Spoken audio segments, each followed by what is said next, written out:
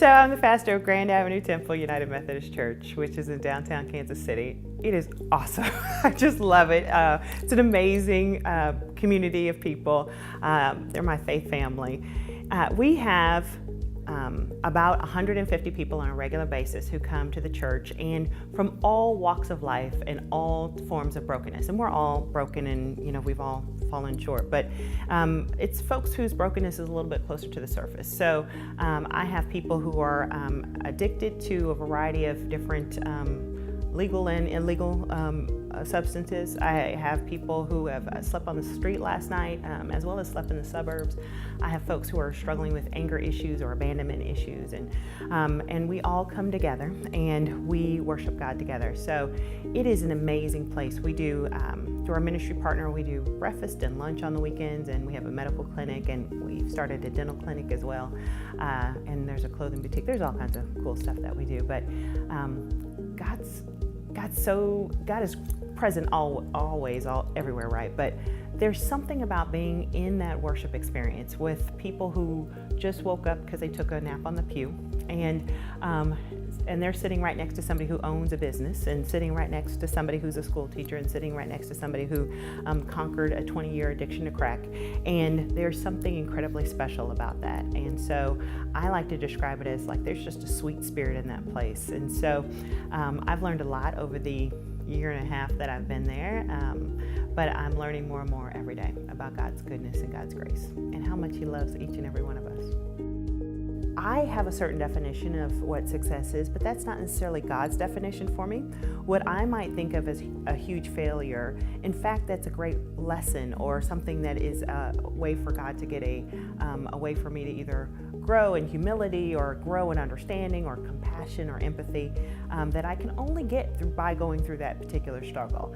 And so I don't know when it was, but I know that I had a change in my sort of concept of, if we're going to go after what God wants us to do, we have to be willing to risk. I mean, we cannot play this thing called Christianity safely. We have to be risky, because following after Jesus, I mean, that was risky. I mean, those folks had to run for their lives sometimes. So that was risky. And so if you think about it, why would we want to be comfortable, and why would we want to play it safe when what's at stake is incredibly important? People's lives and people's souls are at stake. And so I think we have to be willing to run completely after God. And if we fall, okay, the good thing is that God will pick us back up again and brush us right on off, and we'll keep right on running. And usually, I think that you learn more lessons by failing every now and again than you do if everything was smooth sailing all the time. A few years ago, we had a new initiative, and I can't remember all the details exactly, but essentially we're going after young adults, and it was during the Final Four. So we decided to have an event for the Final Four. We had no money in the budget for this. We planned about 3 weeks in advance, and we really weren't quite sure how this was going to happen, but we decided to go after it anyway. Well, by praying after it and going and saying, you know what, let's figure out what we can do.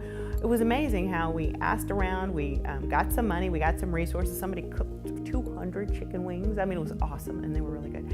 And it was awesome, and it was amazing. All the pieces of this event came together. Now, unfortunately, not a lot of people came to the event. And so if you look at it in terms of the result of the number of people who came, it was like, oh, it was something to be depressed about. But if we took a moment to look at it in terms of where we started from idea to what happened and what actually occurred, it was kind of awesome that we had no money for it, but yet we were able to find some funding for it. We didn't have anybody to help out or assign to this, but yet we were able to secure some volunteers to help out. We were able to pull together marketing. So there were reasons to celebrate, even in the midst of the fact that there was not the result that we ultimately wanted. So I think if we are intentional about searching for things that we can say, yay, good job, and let's learn from this, I think that it's easier next time. And then you want to go bigger next time. Even if you love the Lord and you have faith in God, that doesn't mean you're not going to fail with some stuff around it, right? That doesn't mean you don't have faith in God, right? It just means that you're willing to try, and I think that we have to be willing to try. We are followers of Jesus Christ. No one should be more determined than us. We should be undaunted, even if it's with failure, right? Just be focused on moving forward no matter what. If God is with us, what in the world are we scared of? I mean, really, God's conquered everything on the cross already. So if we just remember that, regardless of how we fear, and go forward, great things, not good, great things happen on the other side of that.